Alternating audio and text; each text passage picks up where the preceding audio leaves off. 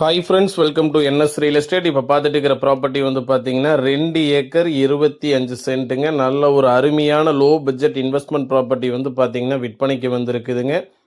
இது exact location எங்கே அமைஞ்சிருக்குன்னு கேட்டிங்கன்னா, புஞ்சை புளியம்பட்டி டு நம்பியூர் செல்லக்கூடிய ஸ்டேட் ஹைவே மெயின் ரோட்லேருந்து கட் ரோடு வந்து பார்த்தீங்கன்னா ஒரு 1 கிலோமீட்டரில் இந்த ப்ராப்பர்ட்டி அமைஞ்சிருக்குதுங்க.